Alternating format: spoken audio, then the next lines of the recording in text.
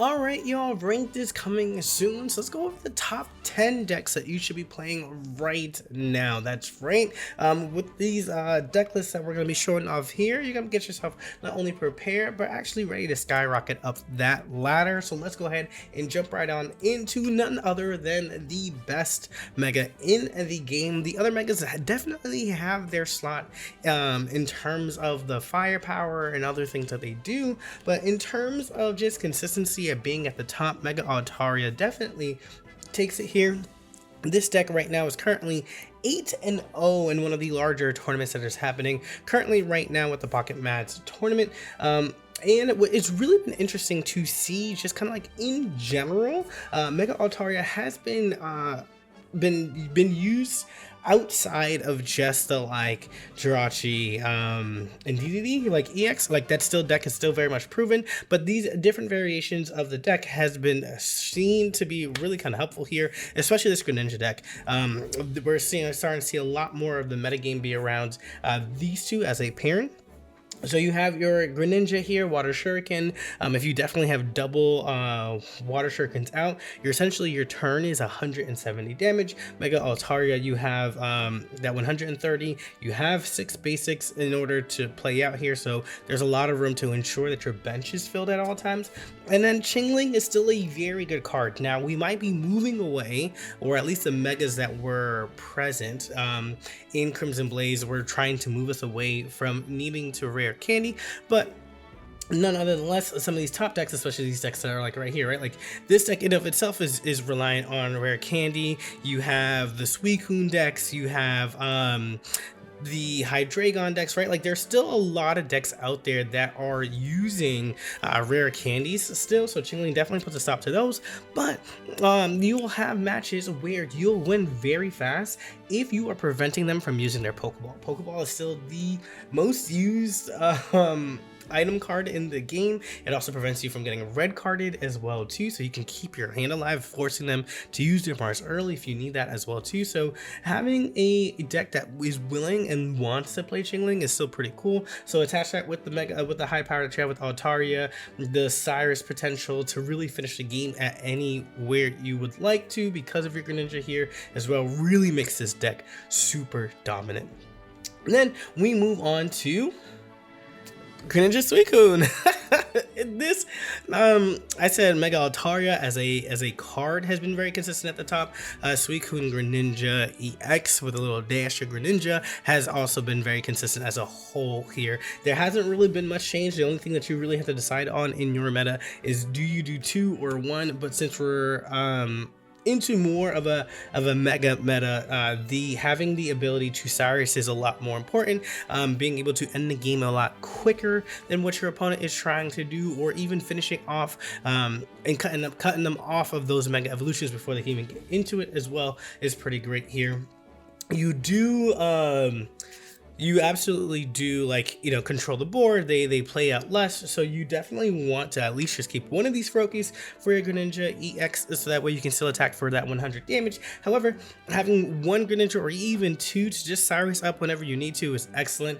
Again, the Indeedee EX giving you space to play out a another card here, so right, like you would have to Irida and then you can't use a Cyrus that turn, but Indeedee EX allows you to do that and then Cyrus and then win the game in terms of things like that too. So pretty consistent. We're starting to see this deck really take place of Darktina in terms of just like not going anywhere, taking new pieces and inputting it in here and just kind of like saying, hey, this is what we're doing, this is what we're about, we're gonna make it happen. And like that's pretty cool to see, maybe. But what we do know is that with Darktina there was an end to it, so we'll kind of see what happens next, especially since we also have a new set coming out towards the end of this month.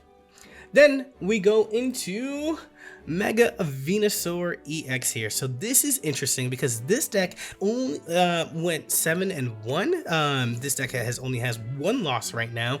And what's interesting about this deck is that Mega Venusaur EX, there has been a change in which you are not trying to run any other Pokemon, as you can clearly see here, like that's the case. But even when we covered this last week, there was it was 2 Bulbasaur, but there was no other Pokemon. There was no Lilligant, there was no support mons, there was no trying to ramp it up, because Ivysaur gets you there, Quick Grow Extract gets you there, and so this is a really interesting bag to just kind of see this doing really well, especially in such a high tournament, in high tournament stakes here, because you're running only 1 basic. And because you're only running 1 basic, you don't have to worry about your Pokeballs at all. So Chingling doesn't really affect this deck, except for Quick Grow Extract that does stop your evolution there. But like, you get your tackle, you have your helmet immediately for your Ivysaur. Your Ivysaur ramps in itself, and then you can get into your Mega Venusaur EX here. 2 Lilies, 1 Erica as your split, because you're really just trying to do everything that you can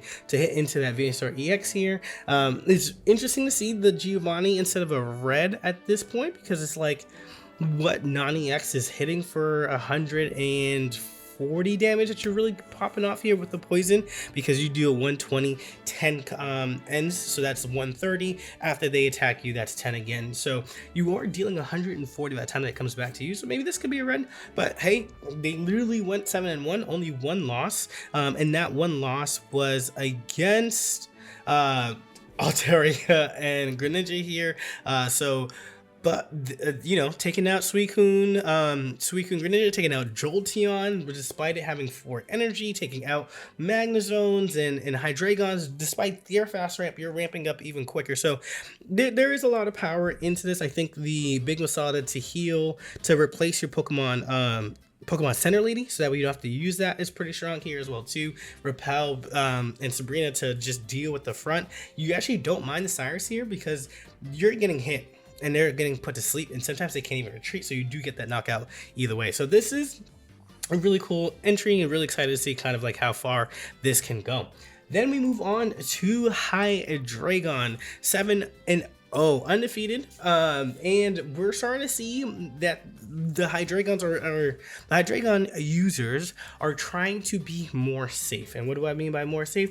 They are using Frou-Frou as a way to stall. Frou-Frou has its ability for a coat, so it takes -20. So if we look at here, Bulbasaur won't do anything to it, Feroki won't do anything to it, you know, like, right, like Swablu puts it to sleep, does no damage here. Chingling only affects the rare candy, does no damage to it either. So a lot of early games get stopped by this card, which is like pretty cool. And then that means your Dino is fresh, right? Your Hydreigon into that rare candy is fresh. You're not only losing that 10 damage it takes for Roar in Unison, and I say 10 damage because you do take 30, but with the Indeedee in here, you heal that 20 right back up, so now you have it. So this Frou-Frou being in here, this also only needing 1 energy to not only be a little stall fest, but you also get to put your opponent on a timer. They can't not do anything about your Frou-Frou. You're not like you're just going to sit there, but adding the Rocky Helmet into the fur coat, into the tackle, just continues to deal damage for your Hydreigon to then sweep. A lot of times you might not even need your Mega Absol because you're ramping up here. I'm really excited to try this one out myself, because this, although, like, you know, before it was just kind of like Hydreigon, Absol, and Indeedee, giving you that buffer that allows you to some breathing room in terms of finding your pieces, getting into your evolution line, building up safely in the back if you want to, because they're not taking out your Frou-Frou enough, or finding that Indeedee to ensure that you're healing because you have 2 copycats in here. It's all pretty sweet to see there. And then this Giovanni, I do like the inclusion of this Giovanni in this deck, because that means your Frou-Frou takes out an Oricorio in 2, and you don't have to really worry about losing health with your Hydreigon in order to be able to do that. And if you can get a knockout with your Frou-Frou here, you're already on the plus side, because you have such heavy hitters in Hydreigon and the disruption with Mega Absol. Then we continue on into another variation of Mega Altaria. As I told y'all, this card is really strong, as we've already mentioned before. 130, you get to pair it with Chingling, you get to stop their rare candies, making sure that decks like these don't go all out against you. However, you know, Frou-Frou attacks for 30, so that Chingling is gone right away. But that might just be the turn that you need, because in this deck you're running only stage 1, so you don't need the rare candies. You're going right into it, and these Pokemon are now supported by a full cast of supporters to ensure that your Savali is popping off. So having to take 100 damage, you're a 110, so that's still a little chonky, and then you have to take another 130 damage, maybe a retreat, take another 130 damage. Like, this is about power, right? Like this is about getting into it, getting those quick things into here. You might have a little bit of trouble with decks that ramp like really fast, right? Like this ramps into 130 and can take out your Savali, but you get your cards going, they don't really have a chance against that. And as long as you make Altaria is up, right? Like Savali is really here as like the infantry, the soldier that's coming in, and then you get to sweep out the rest of the your opponent's deck with your Mega Altaria putting in that work. So having something like this where you're really just running with 2, 3, 4, 5, 6, 7, 8. 1, 2, yeah, that's 8 supporters for this. Like you're cooking, and you're going to be able to get that. I do like the main inclusion instead of a copycat, because you will essentially find your Pokemon, right? The Licia and the Pokeball will get you these, and then that means your May can just get you your evolution lines as you need them. So then we continue with Mega Blaziken, and that's right, y'all. Mega Blaziken is like saying hello. I'm here with the help of Frou-Frou. This card is low-key kind of letting people cook, right? Again, stall factor, being able to attack for 1. It gets knocked out. Now Flame Patch is ready. So I really only need 1 on my Torchic in order to now then attack into my Mega Blaziken. But because I'm already dealing damage to the front line with Frou-Frou, or I can deal damage with Hemor to my back line, this is great.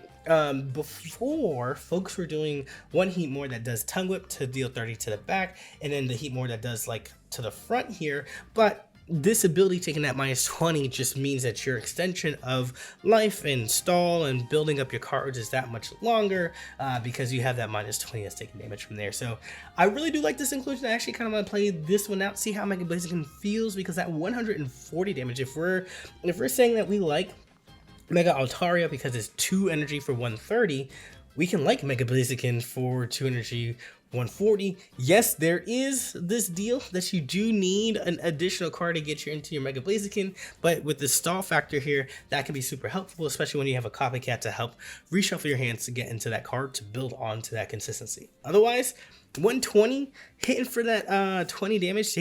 Don't flip tails. That's another 20 that comes back to you with the Lily, just to ensure that you can outlast whatever that they're trying to double in on you as well. It's pretty good. That 210 HP is just really nice into this kind of meta here, where they're all just trying to pickpocket and take away health, because that 210 really becomes 270 with your Lily that you have in hand here.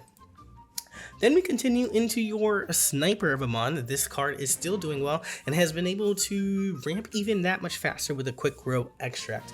They have a 1-of in here because they're really just trying to ensure that you have heals, you have your Leaf Cape to provide that survivability in here, but that Quick Grow Extract being that 3rd rare candy or 3rd evolving piece really benefits you in this here, right? Like we have your Rowlet Quick Grow into your Dartrix, go into Decidueye, or Rowlet rare candy into your Decidueye EX. Now I build up the Quick Grow in the back, right? Like this just ramp is such a great way, and because Quick Grow takes it from the deck, you're also thinning out to then find your Leaf Capes, your Lilies, your Ericas, that extra Pokeball to ensure that your Rowlet will be there as well. So this deck in of itself is very strong. The 70 damage, being able to take out these basics that are hiding in the back, or just even softening them up for this Pierce the Pain that will follow up later. Being able to go non-EX Decidueye, 70 wherever else into Decidueye EX, so then 100 or 80 up into the front line is really solid here, because at the end of the day, I mean, you can always go 2 and 2, but Decidueye non-EX,